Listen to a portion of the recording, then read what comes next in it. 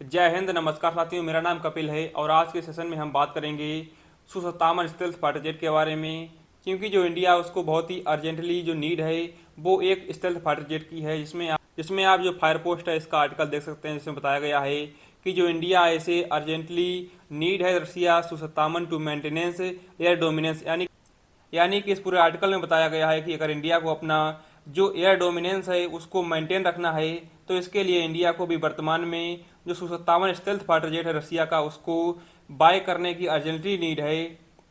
और जो Indian air force है इसके लिए सबसे बड़ा जो थ्रेट है वो चाइना और पाकिस्तान है, जिसमें जो चाइना है वो पाकिस्तान को बहुत ही फास्ट ट्रैक डिलीवरी के साथ जो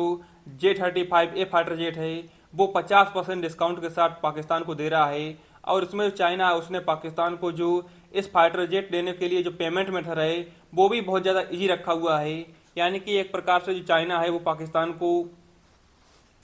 J-35A फाइटर जेट देकर के जो इंडिया है इसका जो डोमिनेंस है वो बहुत ही कम करना चाहता है। लेकिन और ऐसे समय पर जो इंडिया है उसको भी एक बहुत बड़ा जो डिसीजन है वो लेने की आवश्यकता है, क्योंकि अभी जो इंडिया का जो एमका फाइटर जेट है उसको बनने में लगभग 8 से 10 साल लग जाएंगे। और इसके बाद लगभग 2032 से 35 के बाद जो एमका है वो इंडियन एयरफोर्स में इंडक्ट हो पाएगा। तब तक 8 से 10 वर्षों का ये जो गैप है इसको भरने के लिए जो इंडिया है इसको जो रूस का सु-57 फाइटर जेट है इसको परचेज करना चाहिए। जिसमें आप देख सकते हैं कि रसिया है वो खुद चाहता है कि जो इंडिया है वो राफेल से जो ताकतवर फाइटर जेट यानी कि सु-57 है इसको परचेज करे। क्योंकि जो आपको बता दें कि जो इंडिया राफेल परचेज कर रहा है वो सिर्फ 4.5 जनरेशन फाइटर जेट है, लेकिन जो सु-57 है यह 5th generation stealth fighter jet है। और आपको बता दें कि आज के समय पर जो वायुसेना का जो युद्ध है वो स्टेल्थ फाइटर जेट का ही है। जिसमें आपको बता दें कि अभी जो पाकिस्तान है इसको चीन के द्वारा जो दिया जा रहा J-35 फाइटर जेट है ये अगस्त 2025 में ही प्राप्त हो जाएगा।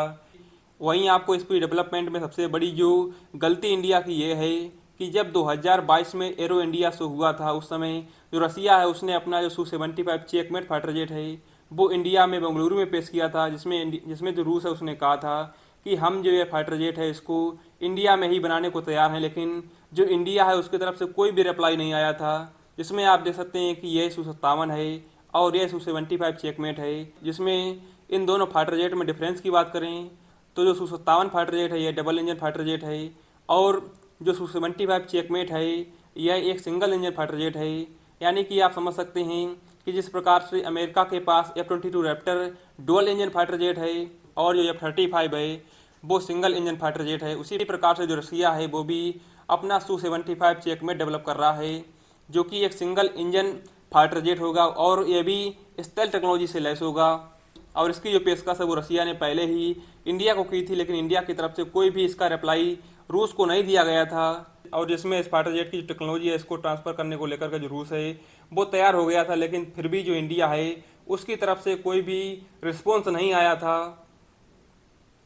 देखिए, जब रूस ने इंडिया को इतना पूरा जो ऑफर दिया है इसके बावजूद भी जो इंडिया है उसने जो फ्रांस है उससे राफेल मरीन जो जेट है वो परचेज कर लिया है। लेकिन आपको बता दें अभी जो बार टाइम सिचुएशन थी इसमें इंडिया ने फ्रांस से जो राफेल का सोर्स कोड था वो मांगा था। इसके लिए जो राफेल है उसने साफ सीधा मना कर दिया था। इसके अलावा आपको बता दें कि जो अभी इंडिया जो मिराज 2000 फाइटर जेट यूज कर रहा है वो भी फ्रांस के द्वारा बनाए गए फाइटर जेट हैं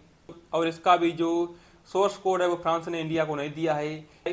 तो वहीं बात करें सुकोई 30 MKI के सोर्स कोड के बारे में, तो जो सुकोई 30 MKI है इसका सोर्स कोड है वो रसिया ने इंडिया को दिया, जिसमें जो इंडिया है उसने सुकोई 30 MKI में अपनी जो ब्रह्मोस मिसाइल है उसको फिट कर दिया है। और इसके बाद से जो है सुकोई 30 MKI फाइटर जेट है वो और ज़्यादा खतरनाक हो गया है। लेकिन जो फ्रांस है उसके साथ इतने ज़्यादा $1 बिलियन की डील होने के बावजूद जो फ्रांस है वो कोई भी जो सोर्स कोड को लेकर के जो रिस्पॉन्स है वो इंडिया को नहीं दे रहा है। और इसकी जो कंपनी डसाल्ट एविएशन है वो इसके बारे में साफ साफ मना कर रही है। जिसमें अगर इंडिया है वो राफेल मरीन की ये जो डील है वो कर जरूर रहा है, लेकिन इसमें जो अपने हथियार हैं उसका अगर इंडक्शन करना चाहता है तो इसको अपने फाइटर जेट हैं उनको